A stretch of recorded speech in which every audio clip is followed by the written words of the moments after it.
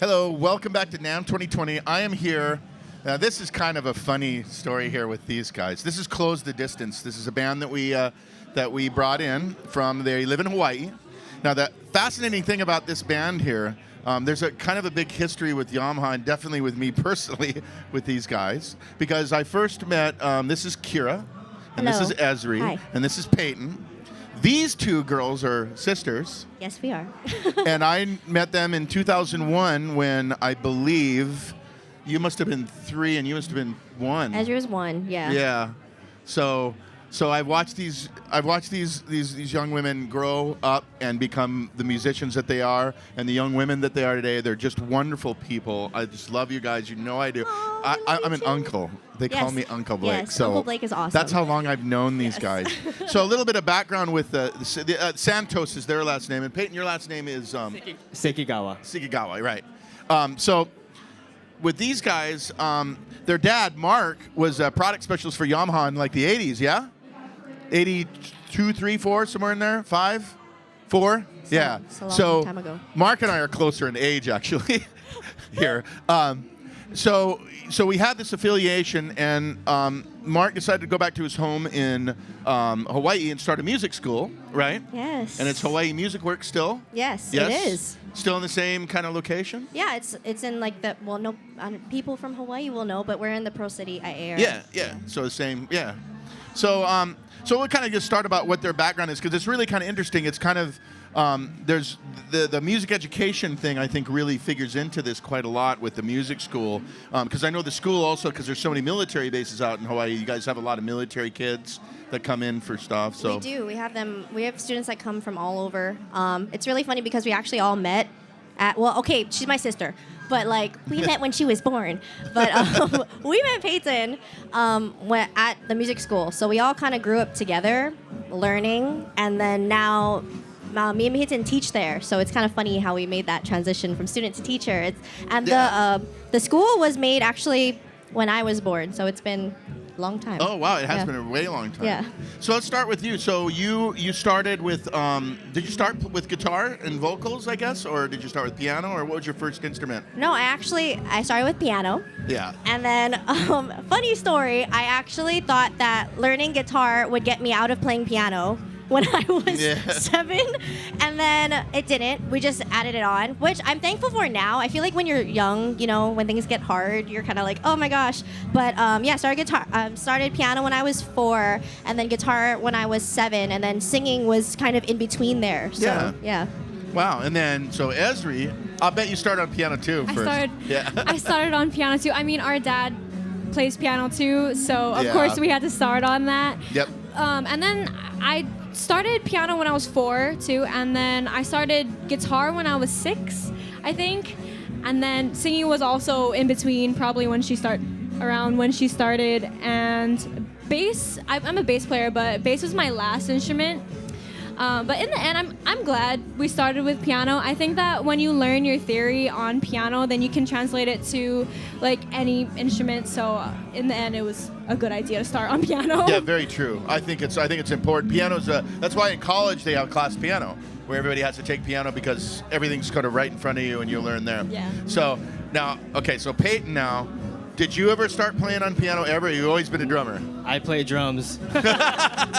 I play drums. Did you go at the music school though? You started there? Yeah, I started lessons at Hawaii Music Works. Yeah. And yeah, that's how I met them. Yep. And so now you guys all teach there. Yeah. You teach drums and everything. Mm-hmm. So in Hawaii Music Works doesn't just do like lessons. You guys have like bands that you put together and you sort of lead. Yeah. I mean, we do have group classes. Band classes. Yeah, we do take them out to perform and stuff. Yeah, how many students total do you know? Do you know how many are in there right now? 400 maybe? I'll bet somebody would know. Maybe 400. Yeah, I thought it's pretty something big. like that. You know, yeah, it's very cool. So the other part of this is that when I first saw them play in a band together, it was called MK, Yes. and you guys did a couple of records, right? Didn't you do? Or Yeah, we did one EP and one full-length album. Yeah. So, and I was really amazing. And this is when they were, in like middle school, right? It goes back that far. I think we started MK when I was 4. Yeah. I think, yeah. So it's pretty interesting to see these young kids out there playing, Journey songs and Van Halen songs and all this stuff, kind of 80s rock. And it's just amazing watching you guys grow and become so. But now you've kind of moved on because it was based on MK, so Ezri. And then there was Mari, and then and Kira yes. and Payton. Yeah. But what was the K? MK? Okay, explain to me this. Where's the pay come from? He's not the original drummer. Oh, he's not the original. Oh, that's right. I remember. That's right. But he did come, he's the longest one. And He's he the did longest come, one. Yeah, you have been the longest. I forgot about that. So. Yeah. But it used to be called MK after the names of the original names of the original band. Yeah. And then Mari left, and so you had to come up with a new name. So tell me about the new name. Yeah, so we feel like, we were older, and it was fairly recent within the past, year and a half or 2 years. Oh, yeah, 2 years. So, and we figured that, okay, one, it's going to be really hard to explain a band name now because there's one letter that's missing again. So, and it's important, It's the M and it's the sound in the name. So, when we got down to a 3-piece, then we're like, okay, time for, I don't want to say a rebranding, but kind of. We had to think differently. We kind of did revamp our sound a little bit. So, do you want to help me on this? Okay. So Close the Distance, a lot of people ask us where we got that name from. When we transitioned to a 3-piece, the hardest thing was coming up with a new name because we knew we wanted a new name. Right. And it was at the stage where we were kind of giving up on finding one. And then one of our favorite bands is Go Radio, and they have this album called Close the Distance, and they have a song called Close the Distance too. But we were listening to the commentary on that album just randomly, and when it got to that song, they were talking about how Close the Distance is about leaving your old self behind, basically, and just traveling uphill to see what's on the other side.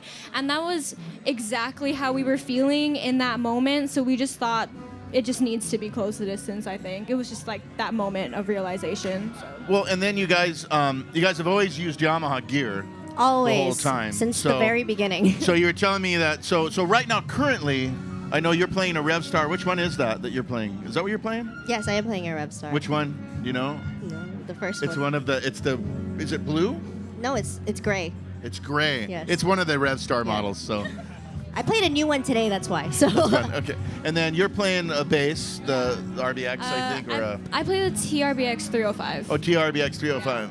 And drums, too? Yeah. I'm playing the DTX 760K. Okay, yeah. So you have electronic drums. And then you said, so with Mari being gone, you had to find a fourth member. We did. So. And you hired a guy named Modiex? Oh, yes. That's Mr. Modiex. Here he is right here. We brought him with us today. So, going down to a 3-piece, it kind of scared us a little bit because we're like, oh my gosh, losing a member it's big, we're missing a whole other part. She was also a vocalist, but it made us think differently because, we thought we have to revamp our sound.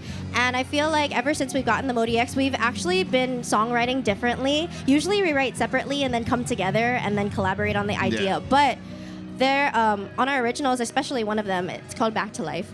But we actually wrote it all together, and it all just started from sounds from the Modiex that inspired us to write the song. So it just grew from us playing around with things. Yeah. On the so keyboard. do you guys use any of Modiex as a backing tracks, or do you just play it as an instrument? We do both. So we do different types of sets. So when we're playing acoustically and everything, then I will play the piano during the set too. Yeah. I don't only play guitar. But all of our sounds and everything is triggered from the Modiex. Oh, cool. Yeah. Do you trigger from it, or do you listen to a click from it?